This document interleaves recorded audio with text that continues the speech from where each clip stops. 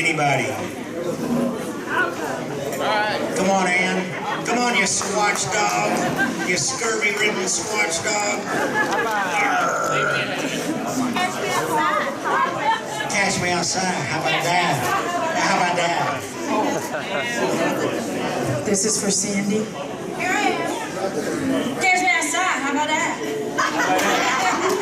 I live in Huffman, Texas, and like so many of y'all, I've always wanted to believe, but honestly, I just didn't really want to know that they existed.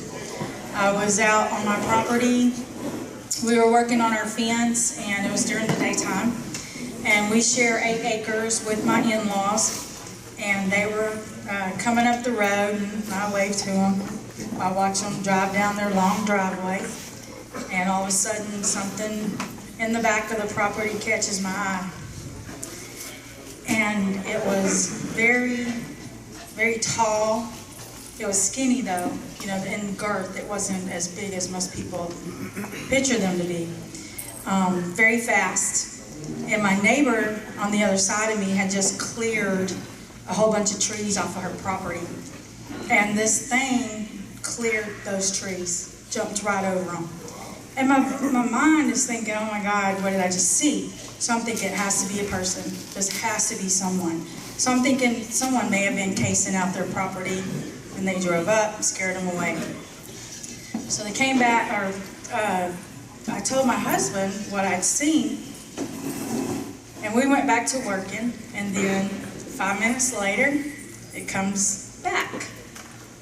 And I just yelled, there it is, and he drops the board, and he takes off after it. And I'm thinking, what are you doing, you crazy person? And that was the first encounter. I've had many more since then on my own property. Looking back at the things that have happened in the past, you know, hindsight's 20/20, of course. Can't hear me?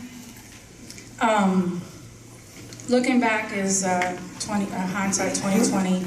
There were a lot of things that happened on the property that made me think, well, maybe this was Bigfoot activity, but at the time I wasn't really into it like I am now, so I didn't put 2 and 2 together. But we lived in an RV while we were building our house, and the RV one night started shaking, and I mean, it was violent. And I'm from Houston, y'all. I'm a city girl, but I live in the country now. And a city girl in an RV in the middle of nowhere with no curtains on the RV, you can forget about it.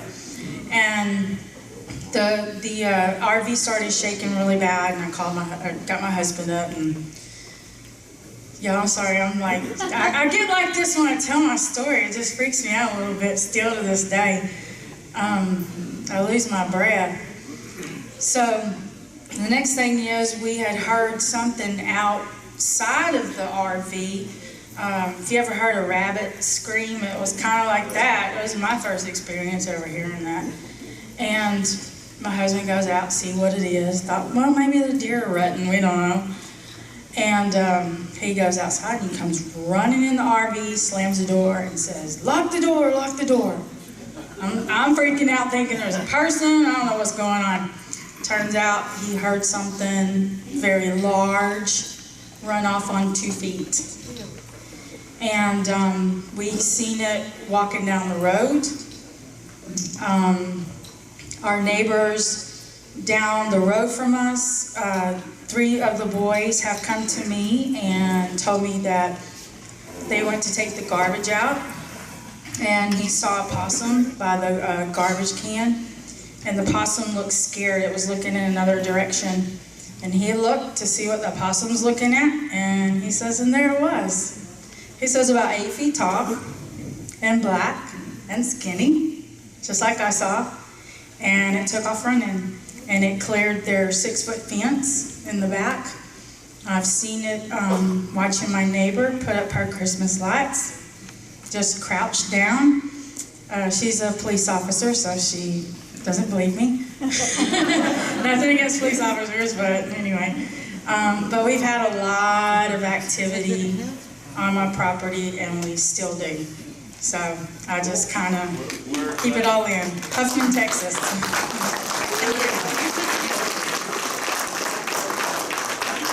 Who's next?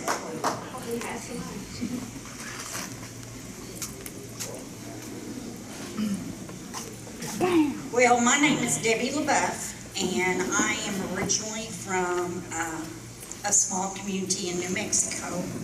I grew up in southeastern New Mexico near the Mescalero Apache Reservation, and I was 9 years old. And I've told this story 100 times. Just today.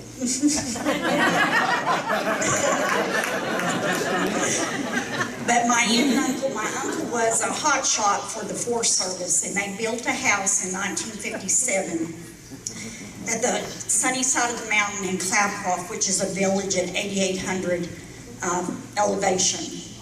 And I had an older cousin that was 2 years older than me, and my uncle had built a platform and a tripod set of pines. And I have always been kind of scientific. I'm an RN. I work in the cancer center. I've been in women's health my entire life. But on this platform, I had climbed up and I was reading a book. I was in a bright red short set, because at that elevation, still in the summertime, we get temperatures between 90 to 95 degrees. And out of the corner of my peripheral vision, I seen something.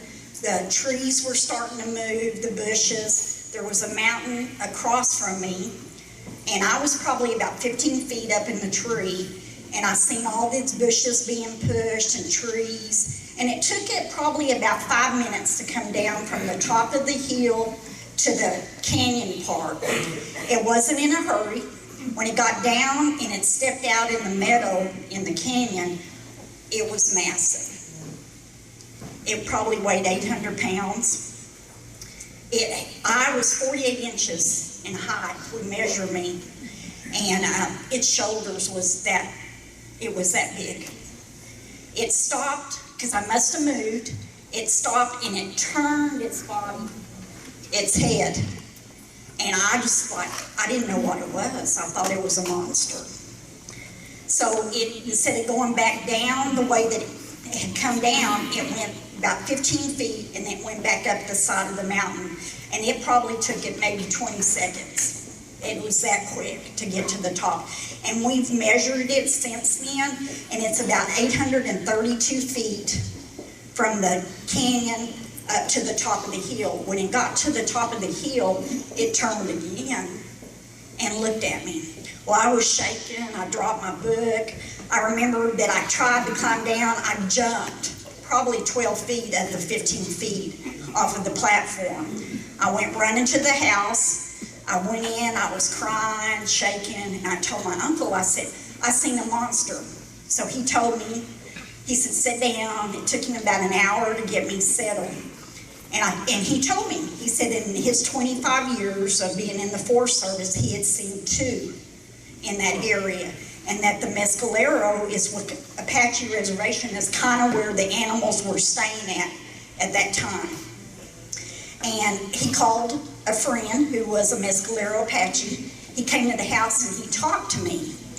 And so this went on for about 3 hours. I never thought anything out of it. I had some nightmares about it, but then I kind of forgot and went on. And then in 2011, after the Finding Bigfoot show came on, it came back.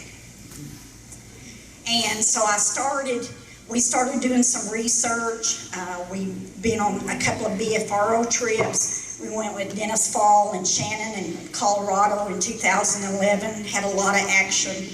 Well, since then, my husband's mother had bought a house in Cloudcroft, and we have inherited the house since she passed. And for the last 3 years, we have been actively, about every 6 weeks to 9 weeks, we're in a particular area.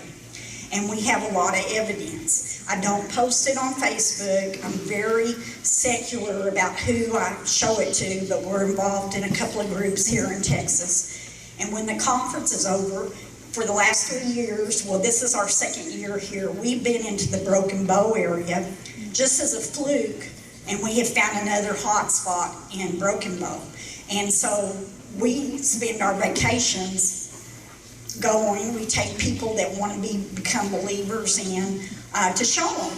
And a lot of times, you know, it's very limited. We get footprints, sometimes we have no action, sometimes we get a lot of vocals, and it's just, they're real creatures, and I'm a believer and a knower, and that's all.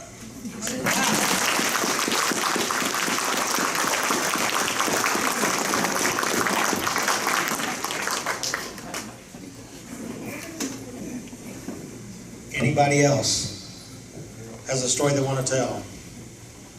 Yes, Daniel? I'll wait, and if anyone else might like to share, I've got something interesting, but I'll see if anyone else might. Anybody else have a Bigfoot encounter they'd like to share? Okay, Daniel. I'll come up real quick.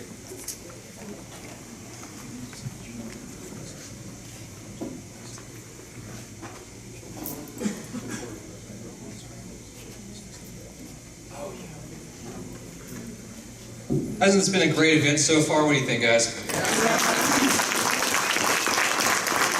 My name is Daniel Jones, for those of you who don't know. I have a really interesting case that many of you probably haven't heard about. It's not one that I personally have as a sighting or experience. But before I really jump into that, I'd just like to give something Craig just mentioned, an honorary mention to an investigative reporter who did a lot of work with many different subjects, but had a very special part to play in what's known as the LeBoeuf monster, a man who passed away just here recently in August by the name of Jim Mars. For many of you probably have heard or read some of his work. He was an immensely powerful figure in the world of seeking truth, but he wrote an initial article on the LeBoeuf monster, and we're going through a lot of his material, and I think we're looking to archive some of that. He was very fascinated by the world of cryptozoology and Bigfoot, even though he wrote in many other subjects. I'd just like to give an honorable mention to Jim, and as one of the fallen, so for anyone that knew of him, we can give a round of applause. Show our regard and respect. One case I'd just like to make mention of, and again, this isn't something that I personally had an encounter with, but I got to meet and know a man named Ken Storch. Has anyone ever heard of Ken Storch before? No? Okay, well this is good because he's a longtime law enforcement officer. He is a very credible person in my view, and he's involved with an Oklahoma paranormal, Bigfoot, and UFO research team. He actually had an encounter a while back in LeBoeuf, Pennsylvania, and this was something that they weren't planning on. He was with another investigator, part of their team. A very interesting case. They were out to do research out in the field for something completely different. And as they were going through an orchard, they came across part of a sort of canyon area where they can look down into a valley with a river. And it was a really pretty high elevated place, and they're looking down and they can see someone down in the water walking around, and they wondered, who is this and what are they doing down there? Ken Storch, he thought it was maybe someone fly fishing, or maybe took a closer look and thought that maybe they were panning for gold or looking for gemstones and things like that. And the other gentleman there told him that there was a path that went around and came eventually down to where this figure was. So he came down. As he went through this little trail, he got to where the river was and kind of looked over to where this figure might have been. And as he turns back, as nothing really seemed to turn up, he looks in the not too far off distance, I think about maybe 12 yards or so, I think is what he says, that there was something hanging upside down. He realized there was a deer hanging upside down and was dead, and he gets tunnel vision. And this is something he mentions, that in law enforcement training, they tell you, they train you to never have tunnel vision, but unfortunately, it was such a bizarre case that he actually couldn't understand what was happening until he saw the shoulder move, and then this deer was being carried over the shoulder by the figure that was down wandering around in the water. And so when he realized that it was being carried, he saw that this figure was completely hairy, turned around, looked at him, and its eyes just opened up very wide, had a very interesting expression, like it was they were both shocked. And basically what he saw, you could say, was a Bigfoot or Sasquatch, something to that effect. And as soon as they noticed each other, he seems to think that it was the scent that he picked up, and that he turned around and looked over and saw Ken there. And then as soon as this happened, he darted off down the water and ran away. And so Ken, being someone who tries to follow things up, his instinct told him to just go after it. And so he starts, sprinting after it. And as he says, he's doing one of these, really trying to go after it. And he says this thing held a really unique stance. Its posture from the waist up was very just straight and upright, whereas its legs, were kind of down and just gliding along, but going much faster than he was. And eventually got to where it wasn't worth, trying to go after anymore. And so, following up with the encounter, he went and had an FBI forensic drawing done, which I have here, and I'd be glad to show anyone. This is a really interesting portrayal. He says that the creature was brownish, reddish auburn hair, and that it had sort of a beard. And what it realized, it may have been down there scavenging for food, but what he noticed was it had an enormous gash on the side of its head that was very noticeable, and that it may have been maimed or injured at some point, maybe falling through this rocks and things. But another interesting thing he noticed was that in its beard he noticed crawdad remains, as if it were scavenging and maybe just trying to groom itself. And so it was a very interesting encounter that they weren't expecting at all. But he was maybe I think he's 12 or so, feet or yards away, really close, maybe about here to that wall. And they locked gaze for a moment, and then it just took off. And it's a really interesting encounter. I think the forensic drawing that was done is really fascinating. They have one in color as well. I'll be glad to share. He's also found a cast, or a footprint that they made a casting of. Just really an interesting account, and it's something that I'd be glad to share.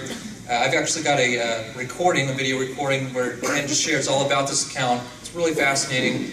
And just on another note, for anyone interested in any of the lectures from this event this year or previous years, we like to share the video productions of these and be able to let everyone experience from times past. And so for anyone interested, be glad to share more about this or anything else we have. So if there's anyone else, we can continue to go until Craig cuts us off or it gets a lot here. So thank you, guys.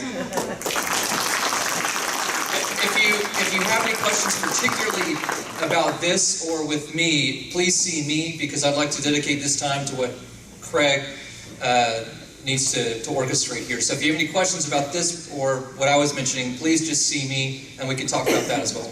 Thanks again.